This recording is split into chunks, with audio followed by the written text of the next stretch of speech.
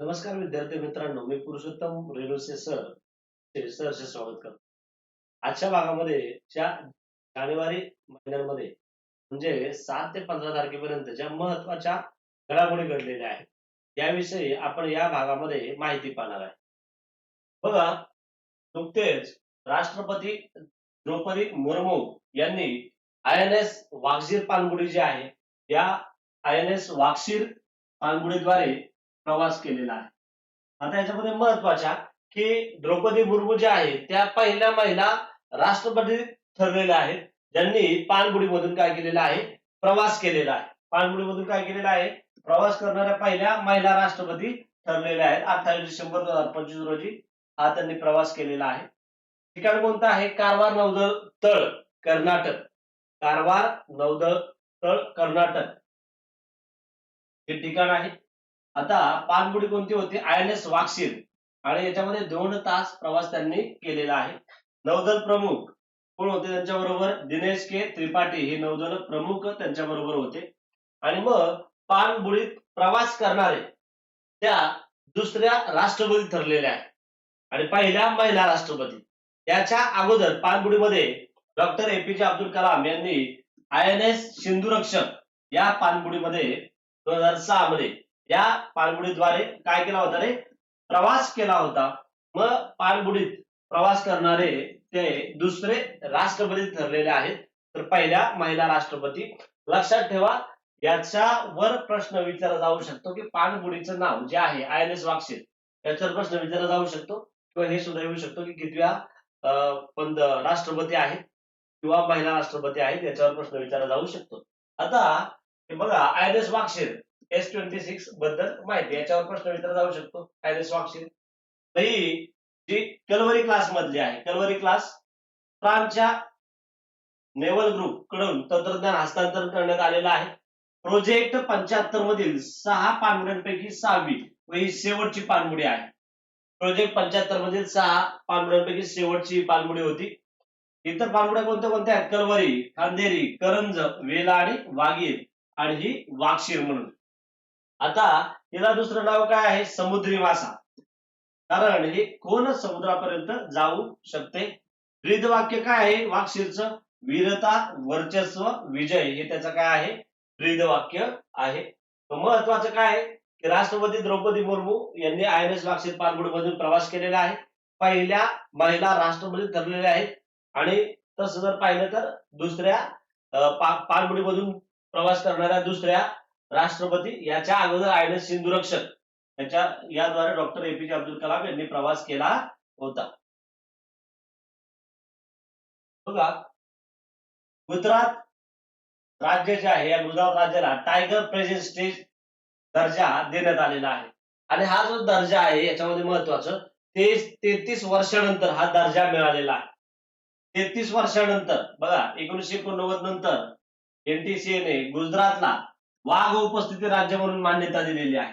वाघ उपस्थिती राज्य, tiger present state हा दर्जा देण्यात आलेला आहे. ठिकाण कोणतं आहे बघा, दाहोद जिल्हा आहे गुजरात मधला.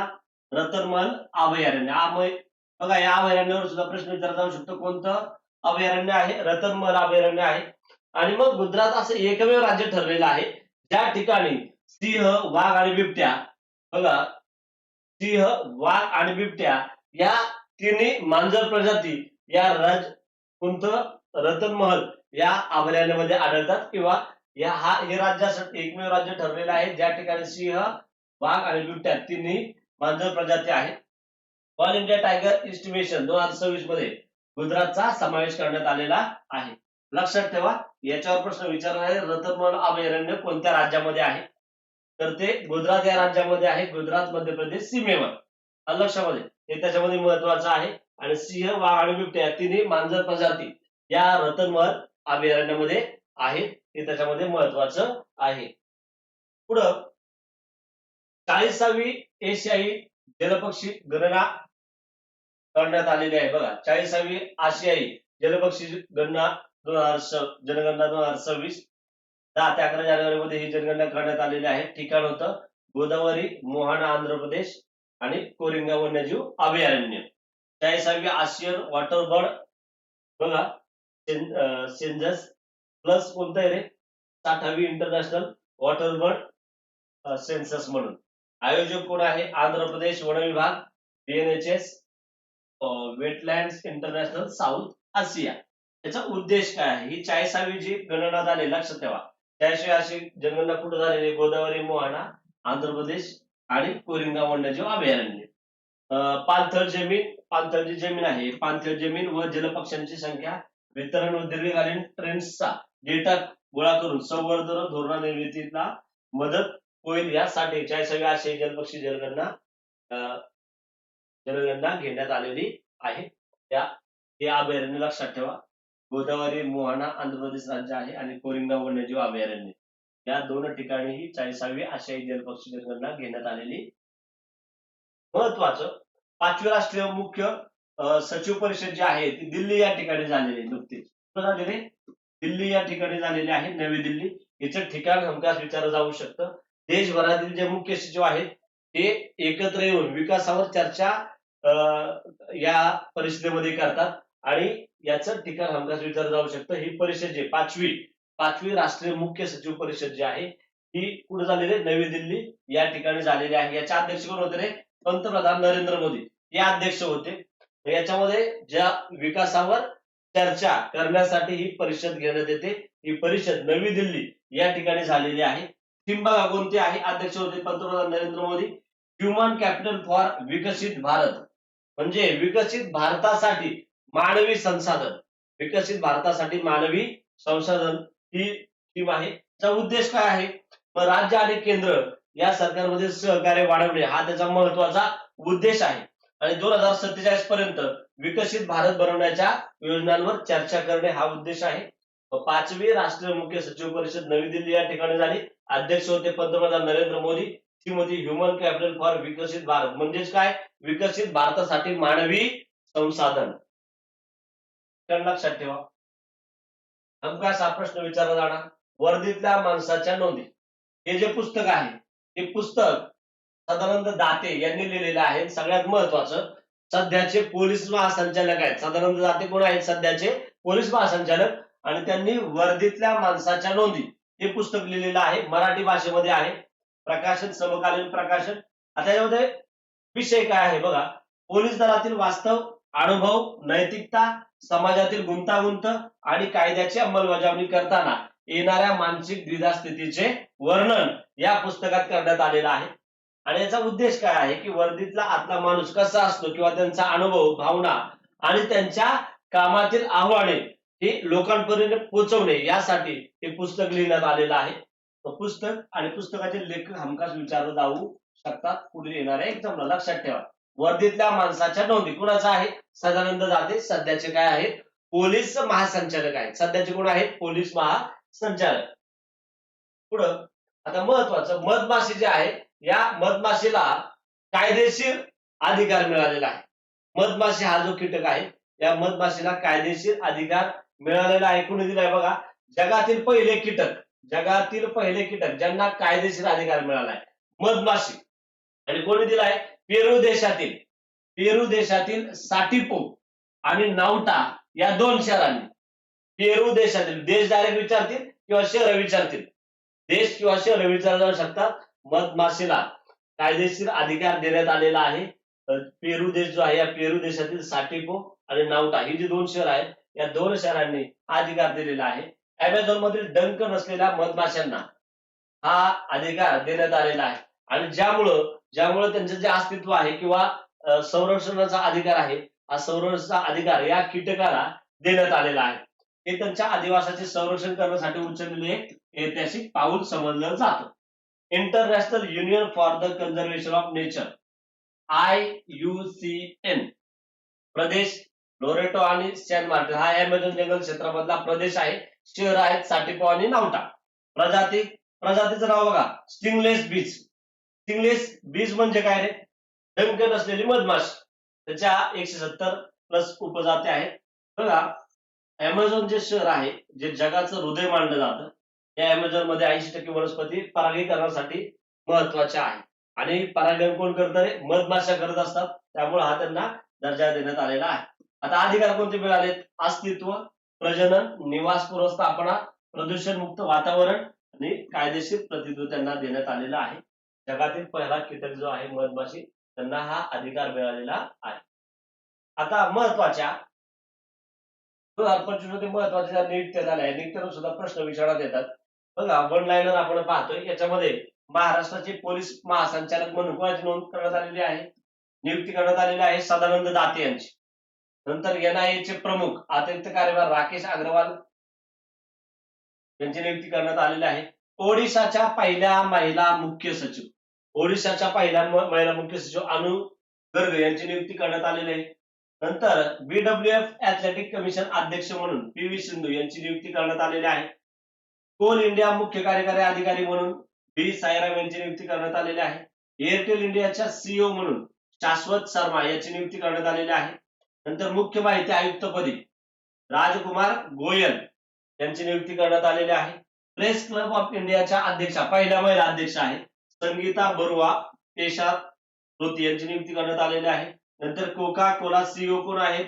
हेनरिक ब्राउन यांची नियुक्ती करण्यात आलेली आहे. आणि नागपूर विद्यापीठाच्या पहिल्या महिला कुलगुरू, हे लक्षात ठेवा, पहिल्या महिला अध्यक्षा, पहिल्या महिला कुलगुरू, याच्यावर प्रश्न हमखास विचारला जाईल. नागपूर विद्यापीठाच्या पहिल्या महिला कुलगुरू म्हणून मनाली क्षीरसागर यांची काय करण्यात आलेली आहे? नियुक्ती करण्यात आलेली आहे. नुकतीच बघा 30 डिसेंबरला फिडे वर्ल्ड ब्लिट्झ चॅम्पियन 2025 ही कतार या ठिकाणी झालेली आहे. याच्यावर प्रश्न विचारला गेला, लक्षात राहा, याच्यावर प्रश्न विचारला गेलेला आहे. ठिकाण दोहा, ठिकाण दोहा कतार. मग बघा फॉर्मॅट काय होतं? 19 राऊंड आणि टॉप 5 नॉकआउट म्हणून. विश्वनाथन आनंद ज्यांना भारताचा खेलरत्न पुरस्कार देणारे, लक्षात ठेवा, आणि भारताचे चेस मध्ये वर्चस्व गाजवणारे विश्वनाथ आनंद. नंतर दुसरे भारतीय पुरुष खेळाडू यांनी याच्यामध्ये काय घेतला होता? सहभाग घेतला होता. याच्यामध्ये जो विजेता आहे मॅग्नस कार्लसन, नॉर्वेचा, मॅग्नस कार्लसन विजेता आहे. 9वे ब्लिट्झ टायटल त्याने घेतलेले आहे. 20वी वर्ल्ड चॅम्पियनशिप टायटल त्याला मिळालेले या विजेतेपदानंतर. सिल्वर कुणाला मिळाले? नोदिर बेग अब्दुल सत्रो उझबेकिस्तानचा आहे. आणि ब्रांज महत्वाचं, या स्पर्धेमध्ये भारतातील अर्जुन एरिगेसी यांना काय मिळालेलं आहे? 3रा क्रमांक देण्यात आलेला आहे किंवा मिळालेला आहे. बरोबर, 3रा क्रमांक. FIDE world blitz champion 2025 Arjun Erigaisi Bharat. पहिल्या विजेत्या कोण आहेत बघा? बीबी सारा आसावबायवा कझाकस्तानचे आहेत आणि त्यांचे 3रे ब्लिट्झ टायटल आहे. या स्पर्धेचं महत्वाचं ठिकाण कोणतं आहे? दोहा, कतार आहे. आणि याच्यामध्ये ब्रांज अर्जुन एरिगेसी जे भारताचे आहेत त्यांना ब्रांज हे पदक या स्पर्धेमध्ये मिळालेलं आहे. विजेता मॅग्नस कार्लसन हा आहे नॉर्वे या देशाचा. भारतीय महिला हॉकी संघाच्या प्रशिक्षकपदी स्टुअर्ट मरीन यांची पुनर्नियुक्ती, अगोदर होते परत पुनर्नियुक्ती करण्यात आलेली आहे भारतीय महिला हॉकी संघाच्या प्रशिक्षकपदी. पूर्ण नाव स्टुअर्ट मारिजने, राष्ट्रीयत्व डच, नेदरलँडच्या होपक्लासे लीग मध्ये डेन बॉस क्लब साठी 10 वर्ष खेळलेले आहेत. 1998 आणि 2001 मध्ये राष्ट्रीय चॅम्पियनशिप जिंकलेले आहे. नेदरलँडच्या महिला आणि अंडर 21 पुरुष संघाचे त्यांनी कोचिंग केलेलं आहे. 2014 मध्ये नेदरलँड महिला संघाचे मुख्य कोच होते. 2017 ते 21 पर्यंत महिला संघाचे ते मुख्य कोच होते. आणि मग महत्वाचं, भारतीय महिला हॉकी संघाच्या प्रशिक्षकपदी स्टुअर्ट मरीन यांची काय करण्यात आलेली आहे? पुनर्नियुक्ती करण्यात आलेली आहे. खेलो इंडिया बीच गेम 2026 ठिकाण विचार जाईल. दुसरी आवृत्ती आहे. किती आवृत्ती आहे रे? दुसरी. ठिकाण गोगला बीच, दीव, लक्षात ठेवा.